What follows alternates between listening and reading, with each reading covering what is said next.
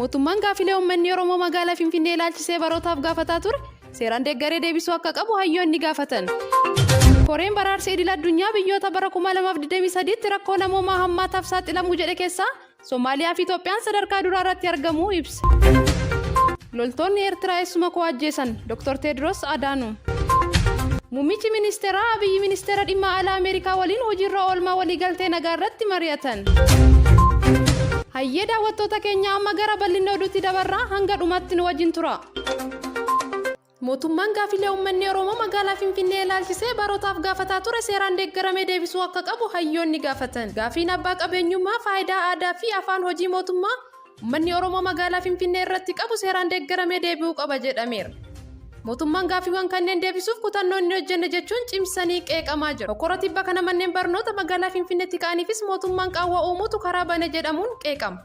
Gaafiiwwan uummanni Oromoo magaalaa Finfinnee irraa qabu mootummaan seera baasuun deeggaramee deebi'uu qaba jedhameera. Barsiisaan saayinsii siyaasaa kolleejjii Albiyoon Dr. Milkeessaa Miidhagaa mootummaan gaafii uummanni Oromoo gama seeraa fi heeraatiin kaasaa jiruuf deebii kennuu qaba jedhaniiru. Dr. Milkeessaa Miidhagaa yaada marsaa hawaasaa irratti barreessaniin mootummaan gaafii afaan Oromoo afaan hojii mootummaa bulchiinsa magaalaa Finfinnee taasisuuf uummanni yeroo dheeraaf gaafataa ture seera baasuun deeggaramee hojiirra oolchuu akka qabu himan. Mootummaan faayidaa uummanni Oromoo Finfinnee irraa argachuu malu seeraan deeggaramee mirkaneessuu akka qabus eeraniiru. Mootummaan gaafii uummanni Oromoo magaalaa Finfinnee irratti qabu bifa tarsiimaa fi qixa sirrii ta'een deebisuuf fedhii hin qabu jechuun kan qeeqan Dr. Milkeessaan gaafilee uummanni Oromoo gaafatu karaa sirriitiin seeraan deeggaramee deebi'uu qaba jechuun fala. Hojiin mootummaan gama kanaan itti jiru irra dibaa akka ta'e ibsuun bulchiinsa biyya himad ta'e jedhamee karaa kana akka filate himu. Hokkora tibba kana caasaa fannoo magaalaa Finfinnee manneen barnootaa keessatti kaasaa ture duuba mootummaan akka jiru Dr. Milkeessaan eeranii kunis dhumaatii Oromiyaa keessatti raawwatamaa jiru irratti xiyyeeffannoo maqsuuf jedhaniiru. Dr. Darajjee Garrafaa Tulluu gama isaaniitiin rakkoon magaalaa Finfinnee keessatti ka'aa jiru furmaanni afaan Oromoo magaalaa Finfinnee afaan Oromoo fi afaan Amaaraatu akka ta'u qabu akeekan. Hayyoonni biraa yaada kennanis mootummaan gaafiiwwan faayidaa addaa abbaa qabeenyummaa gaafii afaan hojii magaalaa Finfinnee uummanni Oromoo barootaaf gaafataa turetti cinatti dhiisuun kallattii ittiin deemaa jiru gaafii ijoo fi seera uummata Oromoo kan akeeku ta'u akka ta'e ibsaa jiru. Mootummaan gaafilee uummanni Oromoo magaalaa Finfinnee irratti kaasu seeraan deeggaramee deebisuuf kutannoo hin qabu. Kanaaf ajandaawwan xixiqqoo bocuun gaafii gurguddaa uummanni Oromoo magaalaa Finfinnee irratti qabu kaamsuuf yaala jechuun qeequ. Ammas taanaan furmaanni gaafii uummanni Oromoo magaalaa Finfinnee irratti qabu qixa sirrii ta'een seeraan deeggaramee deebi'uu akka qabu ibsaatii jiru.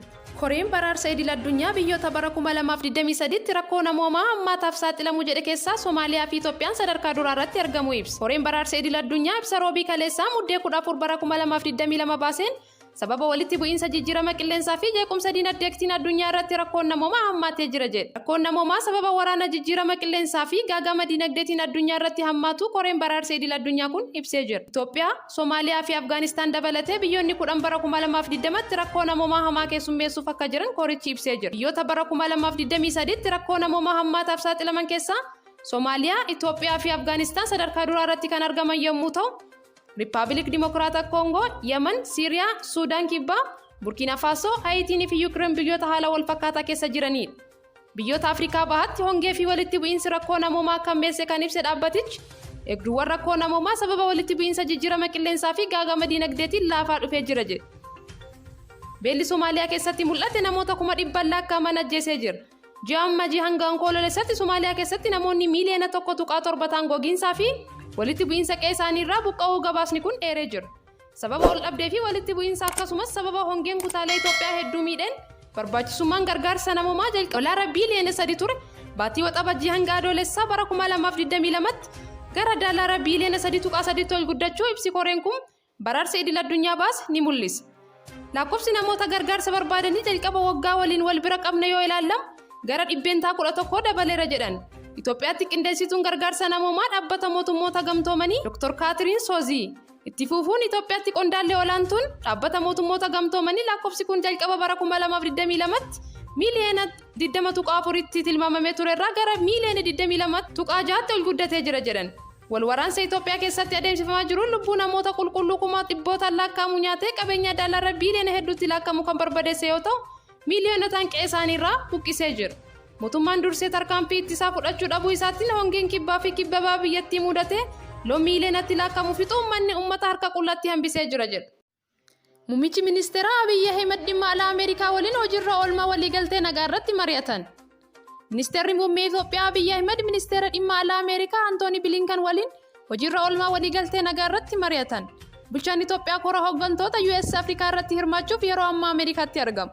Dhimmoota mari'atan keessaa tokko dhimma waraana Eertiraa Itoophiyaa keessaa bahuu irratti ta'uu dubbii himaa ministeera dhimma alaa Ameerikaa ibsaniiru. Mootummaa fi TPLF waraana waggaa 2 ture baatii Sadaasaa keessa nagaan xumuruuf waliigaltee irra gahaniiru. Hanga yoonaa hamma waliigaltee walitti bu'iinsa dhaabuu hojiirra oolee fi hunda hojiirra oolchuun Itoophiyaa deebisanii ijaaruutti qooda qabnu irratti mari'anneerra jedhan Bilinkan. Muummichi ministeera Abiyyi gama isaaniin nagaan akka argannu qooda Ameerikaan baateef dinqisiifannaa kiyya ibseera jechuun fuula Tiwiitarii isaanii irratti ibsan. Waggoota dheeraaf Itoophiyaan Afrikaa keessaa michuu Ameerikaati. Michummaa keenya cimsinee mari'anna jechuun ibsan. Waraanni kaaba Itoophiyaa karaa nagaan akka xumuramu biyyoota dura aantummaan dhiibbaa uumaa turan keessaa Ameerikaan tokko. Humnoota TPLF mariitti akka dhufan kan taasisan Ameerikaadha jechuun kanaan dura qondaalli Itoophiyaa ibsaa turan. Haa ta'u malee aangawoonni Itoophiyaa Ameerikaan TPLF caalchifatte jechuun yeroo waraanaa himataa turan. Muummichi ministeera Abiyyi Ahmed kora dimookiraasii Ameerikaatti qophaa'e irratti hirmaachuu isaanii hariiroon isaanii biyyoota lixaa waliin qaban fooyya'uu agarsiisa kan jedhan jiru. Dubbii himaa ministeera dhimma alaa Ameerikaa Ned Price dhimma waliigaltee nagaa Itoophiyaa keessa nagaan waaraa akka dhufu taasisuu irratti mari'atuu himan. Bilinken tarkaanfii mootummaan gargaarsi namoomaa gara Tigraay akka seenuu fi sochiiwwan tajaajiloota bu'uuraa akka eegalan taasisan jajanii jiru jechuun ibsan. Torbee darbe magaalaa Maqalee keessa tajaajila ibsaa yeroo eegalu tajaajilli bilbilaallee Shireetti eegaluu ibsame. Bilinken waliigaltee nagaa tattamaan akka raawwatuu fi qorattoonni mirga namooma idil addunyaa bakkeewwan walitti bu'iinsi ture akka seenanii qoratan gaafachuu dubbatu ibsan. Dabalataan hooggantoonni lamaan waraanni Eertiraa hundi Itoophiyaa gadhiisanii akka bahu irratti mari'atuun Piraayis himaniiru. Hoogganaan dhaabbata fayyaa addunyaa Dr. Tedros Adhanom loltoonni Eertiraa eessuma isaa jala ajjeesuu ibsan. Kana kan jedhan Dr. Tedros ibsa roobii kaleessaa dhimma COVID-19 ilaalchisuun Jeneevaatti kennan yommuu ta'u, eessuma isaanii malee namoonni 50 loltoota Eertiraatiin ajjeefamuu himan. Haa ta'u malee gandi ajjechaan kun itti raawwatame eessa akka ta'ee fi yoom akka raawwatame wanti ibsame hin jiru. Mootummaan Eertiraa himannaa Dr. Tedros Adhanom kana ilaalchisuun hanga ammatti waan jedhe hin qabu. Hayyee daawwattoota keenya oduu ammaaf qabanne kanuma miidiyaa keenya like, share, subscribe gochuun maatii keenya ta'uu hin dagatinaa.